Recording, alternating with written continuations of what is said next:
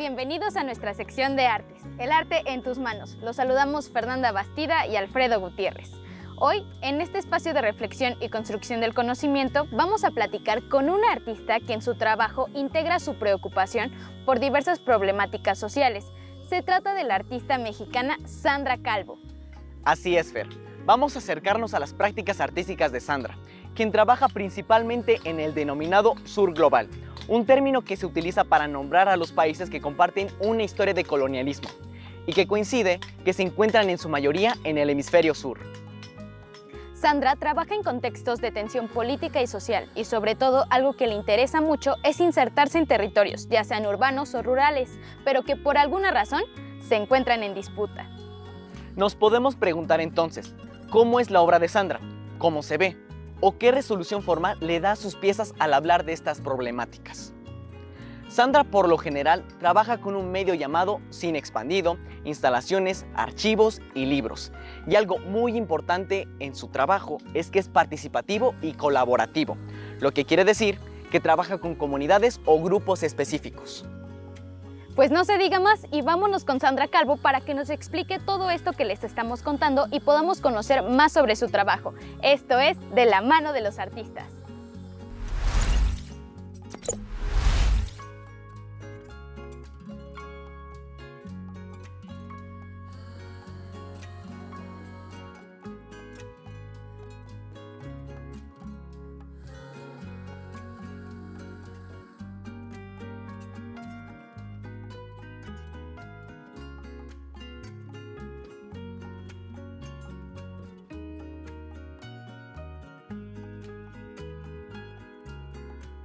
Sandra, tu formación no es exclusivamente artística, también estudiaste ciencia política.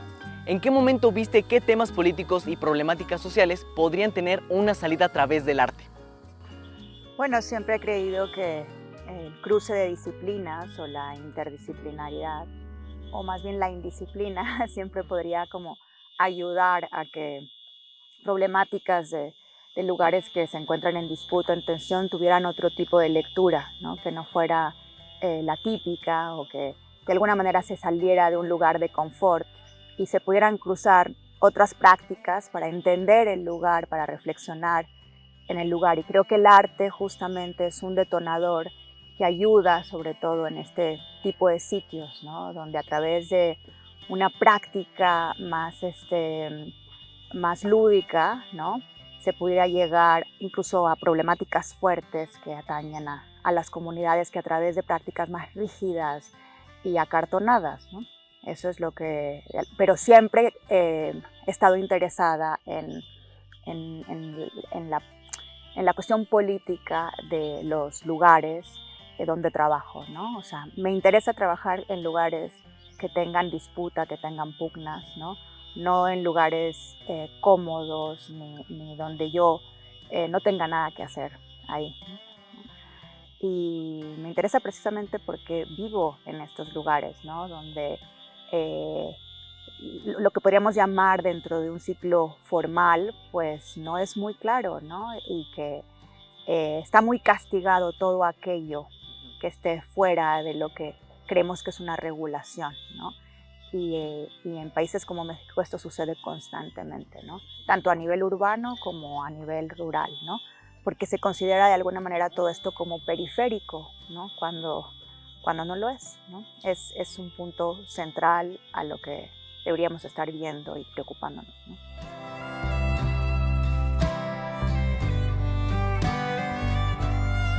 Bueno, los cambios se generan en el momento en que uno interactúa como una comunidad y el cambio es para todos, o sea, de alguna manera se activa una suerte de tercer espacio que no es común ni para a veces el artista y tampoco para la comunidad a la que se inserta, ¿no? Entonces sí, se genera como esta especie de tiempo o espacio suspendido en la que existe una libertad mayor a la que normalmente se tiene tanto para uno como para el otro, ¿no?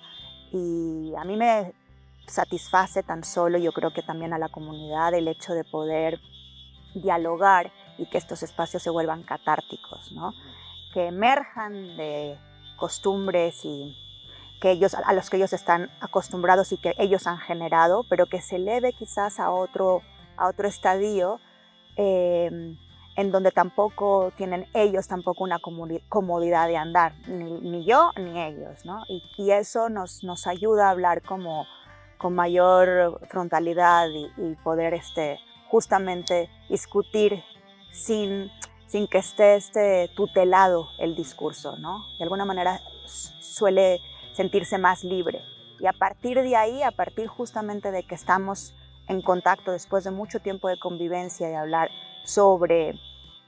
discutiendo sobre las problemáticas propias del sitio, ¿no? Es que emerge una especie de léxico, ¿no? Pero que en sí todo esto para mí me interesa generar un arte participativo, un arte colaborativo, ¿no? Aunque esa palabra también es a veces problemática, ¿no? Porque pues con mucha facilidad hablamos de arte comunitario y colaborativo, cuando muchas veces no lo es, ¿no? Muchas veces es un arte muy depredador, ¿no? Muy vampirista, ¿no? O vampírico, ¿no? Y es complicado hablar de arte colaborativo y hasta dónde, en realidad, si lo es o no lo es, hasta dónde llega tu colaboración, qué dejaste, qué no dejaste, cómo te implicaste, cómo te afectaste en una comunidad. Es complicado, pero a mí me interesa este tipo de arte, un arte que sea dialógico, disruptivo y genere otros puntos de encuentro, más allá incluso de la propia disciplina antropológica o la propia disciplina artística, ¿no? O sea, como un conjunto de ideas y de prácticas que hagan emerger justamente estas problemáticas. Y poderse meter hacia una comunidad, poderlo hacer con una comunidad, para mí eso ya es una gran satisfacción.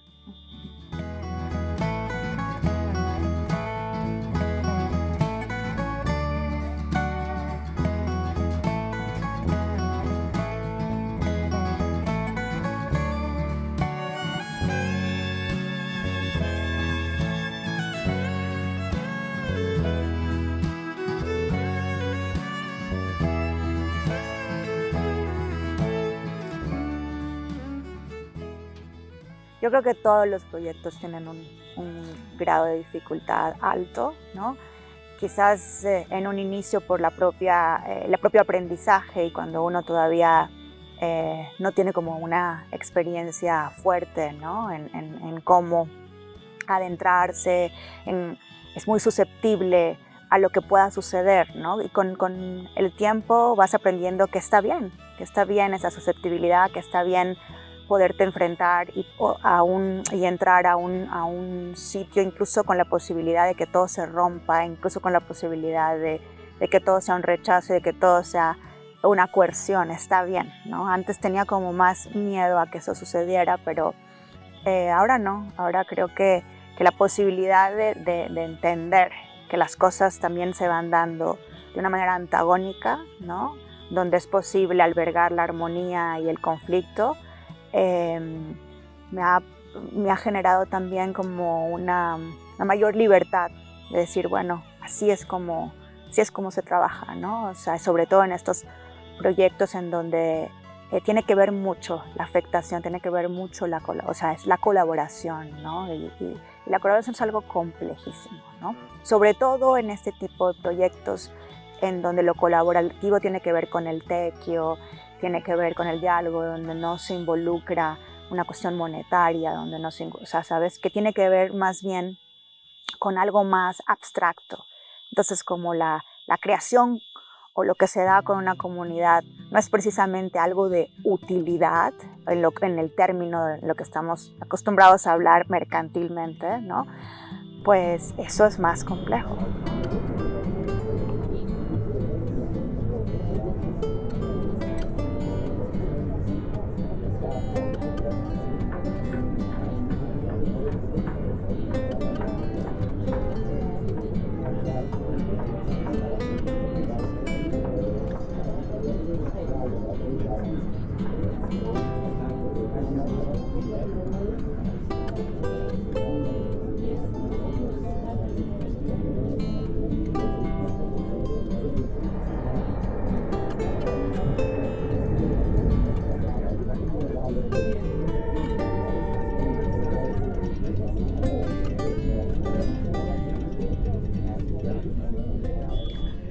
Bueno, ahora no estamos en la ciudad informal, justamente estamos en un enclave, pero que podríamos decir que pertenece, o sea, que tiene las características también que trabajo, ¿no? Sobre la cuestión de intemperie e informalidad, ¿no? Que tiene que ver como todo aquello que no está atendido, que no se considera regular y por lo tanto está al margen, desde cualquier problema ambiental, desde quién tiene derecho o no a estas tierras, por ejemplo, ¿no? Y que normalmente pues, están sujetas más bien a intereses de mercado, ¿no? Los espacios, por ejemplo, periféricos en la ciudad pues, pueden pertenecer a todos mientras no tengan un interés de un desarrollo o algo que se quiera construir, pero no necesariamente para los que viven ahí, ¿no? Sí. Lo mismo sucede lo mismo pero de otra manera, ¿no? Sucede en los espacios rurales, ¿no? Todo el cuestionamiento del ejido, ¿no? A quién pertenece o no, a lo largo del tiempo ha pasado de manos en manos, pero cuando no está de alguna manera está dentro del derecho agrario, pero no de propiedad, ¿no? Privadas. Esas son como cuestiones que, dependiendo de los intereses, se tratan como legales o ilegales, legítimas o no, ¿no? Y sortean todo tipo de vaivenes. A eso me refiero con la informalidad, más que nada, ¿no? Se crean vacíos legales en donde estos espacios sortean cualquier cosa, ¿no? De la noche a la mañana se pueden volcar, ¿no? Y por eso creo que es importante activar y estar presentes en estos lugares, al menos yo como desde mi práctica artística. Y por último, ¿existe algún lugar en el mundo, una ciudad en específico, que tenga cualidades únicas en las que quieras desarrollar un próximo proyecto? Pues todo también depende de un proyecto. Normalmente me lleva a otro proyecto, es una especie de carambola, ¿no? En donde intereses o cosas que has tratado con una comunidad, en un espacio, pues luego justamente surgen en otro, ¿no? No es que yo escoja el globo terráqueo y diga aquí quiero trabajar, ¿no?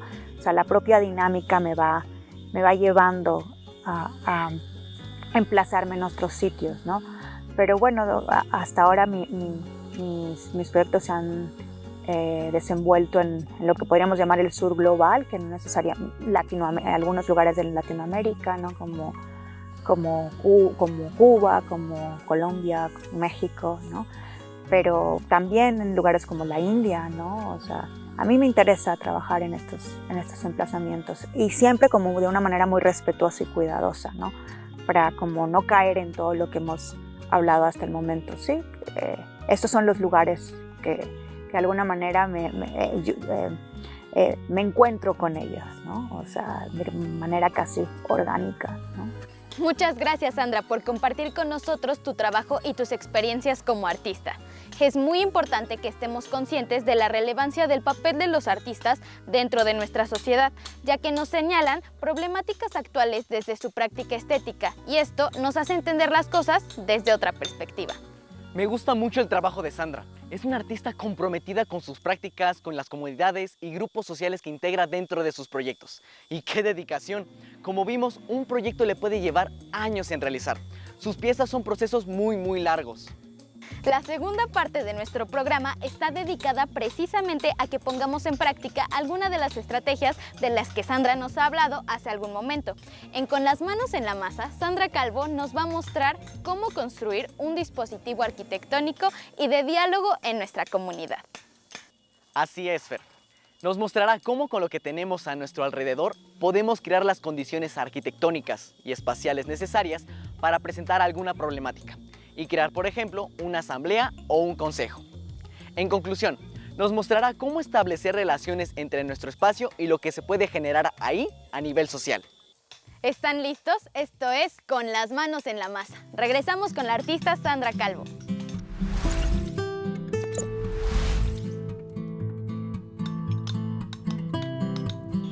Bueno, este es un proyecto hecho con la comunidad de San Jerónimo, de Santo Domingo, de distintos barrios en realidad alrededor de Morelos, ¿no? y funciona a manera de tequio, que viene del náhuatl teclit, que es como lo que, en resumidas cuentas, es lo que todo vecino le debe a una comunidad. Es un proyecto como colaborativo, hecho en comunidad por un interés común, en donde las personas pues no solo nos comparten su conocimiento, sino su tiempo, con la finalidad de obtener algo que va a servir para su entorno, su lugar, su lucha, ¿no? Para la construcción del ágora del Parlamento se han involucrado una serie de artesanos, y cada uno pues tiene una labor específica, luego conjunta, pero por ejemplo tenemos al señor Ángel, que él es uno de los mejores labradores, yo creo, de la zona, y que es muy fino en todo su proceso, en todo su trabajo, y me gustaría un poco que él pudiera hablar de esta labor, ¿no? Que lo ha acompañado durante muchos años. Ahorita tengo aproximadamente como 7 años. Como me fui a Estados Unidos, regresé, y hace 7 años que ya regresé y otra vez a lo mismo, a labrar piedras. Sí. Rufino es el maestro, el que ha coordinado básicamente toda la obra. Sobre él ha caído pues toda la responsabilidad, porque nivelar, hacer posible esto, coordinar un equipo, que es su especialidad, lleva muchísimos años dedicado a esto, y es el gran maestro, el guía de todos, y me gustaría también que pudieran como conocer de él de esta experiencia. Yo soy Rufino Conde, el último que pega las piedras. Una persona las trae, otra las labra, y nosotros les damos los ángulos con esta pieza que se mueve al ángulo que se necesite después de la que ya está pegada. Y son piedras que se cortan.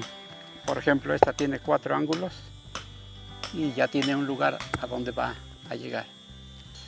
La pieza de esto que le llamamos el molcajete tiene 6 metros con 50 centímetros de ancho y una profundidad de 50 centímetros. Y así es como se van pegando una tras otra. Hasta ahorita llevamos 528. Ahora estamos ubicados obviamente en la zona rural, en un momento de sequía, y que es muy significativa la pieza que estamos haciendo, porque de alguna manera se planea que esté terminada cuando empiece la época de lluvias, que le dará como este acto inaugural para el sitio, muy simbólico, sagrado y de gran importancia que sea en estos tiempos para la comunidad.